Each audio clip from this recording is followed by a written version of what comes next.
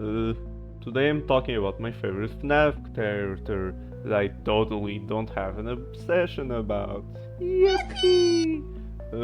Anyways, glamrock Freddy. Almost everyone adores him, and for a good reason. He's cute! At least in Security Reach. And today I'm talking about him for probably too long. No, seriously. I'm scared of how long this video is. Well, actually, this was gonna be just about Clown Freddy, why he changed his personality, tears, and other stuff. But it turned out to be more of me just rambling about Security Reach. Where to start?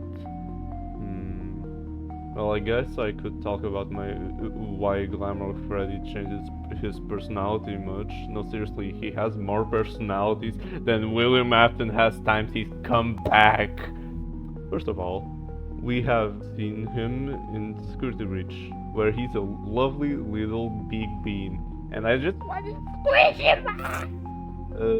Anyways, then in Ruin, he's well ruined.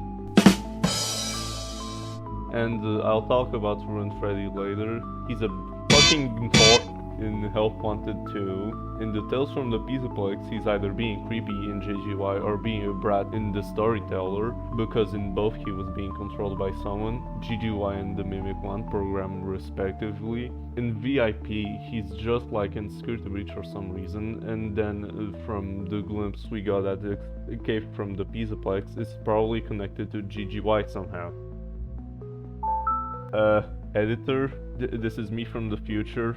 This whole script was like mostly made before the book came out.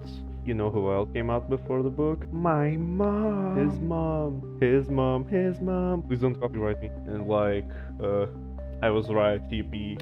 Why do I say that? Because Freddy knows Gregory here, but in Security Reach neither of them know each other.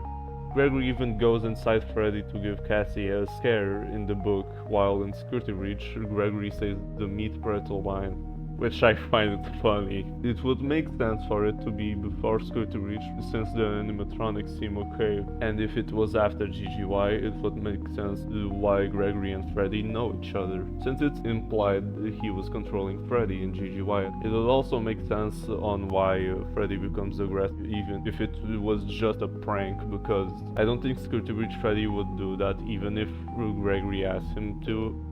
Okay, so back to Ruined Freddy. I don't really know if he's our Freddy or not.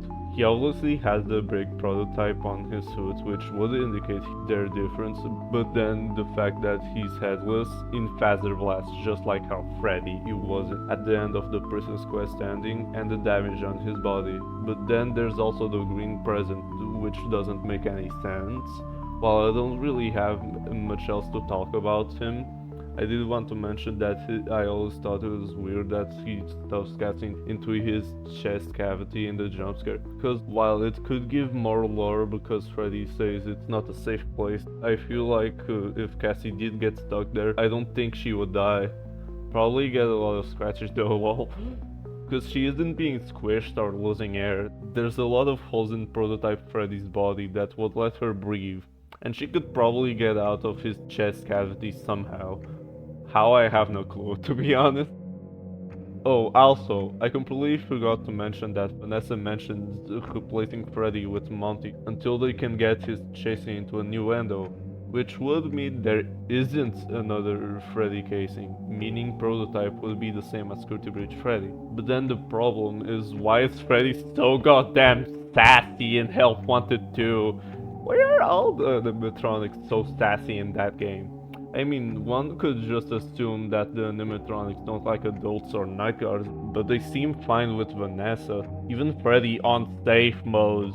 So I generally have no clue why Freddy is so sassy in Help Wanted 2. I always thought that Help Wanted 2's Freddy was prototype Freddy, but it seems like there's only one. But with all this conflicting evidence, no one can be really sure until it's revealed to be one way or another by Stillwell or Scott.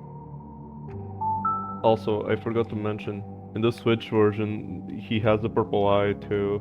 Now about the timeline. From what I've seen, most people seem to place Tales from the Pizaplex, then VIP, then Security Reach, which makes sense.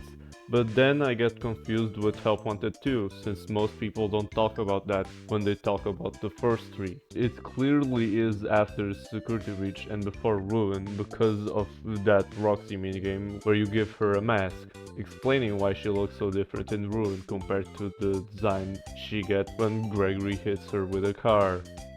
But then this bitch shows up and makes me confused.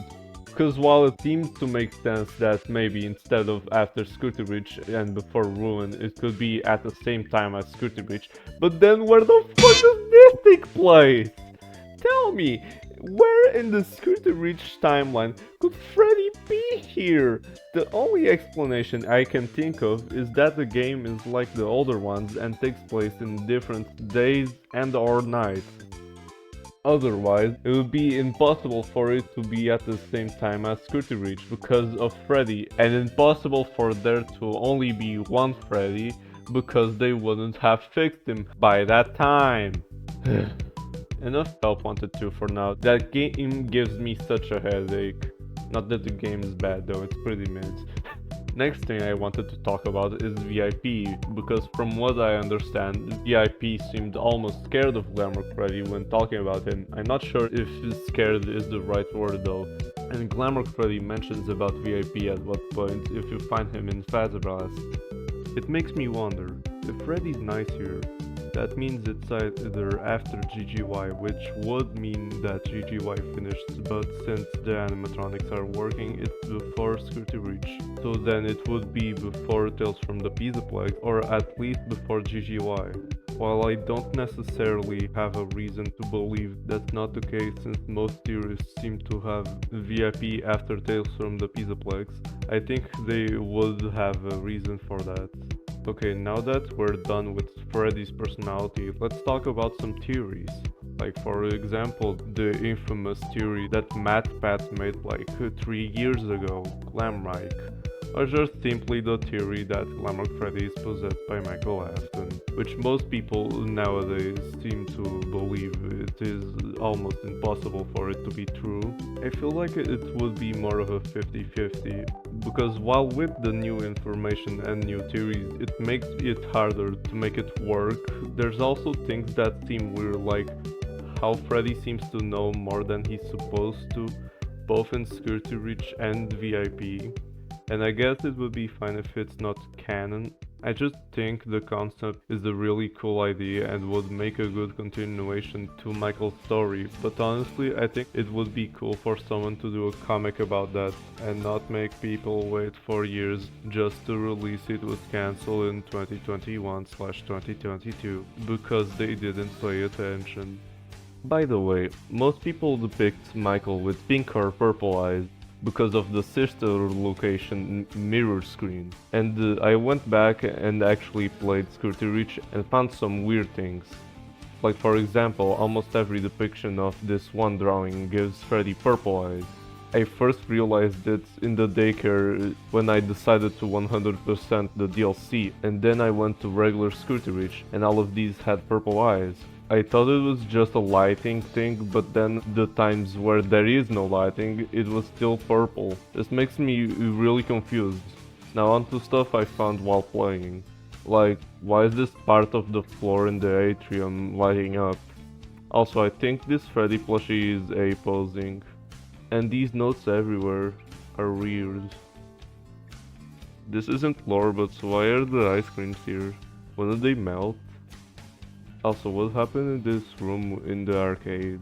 And scratch marks on Chica's bakery. Was this Monty? Also, how come Freddy always seems to know what to do? Like, the only time it makes sense for him to know stuff is when he tells Gregory that Fazcams and Fazablasters can temporarily blind them, since he's probably been flashed by both in the past. And I also decided to check all the prize boxes in the game to see if I could find anything interesting.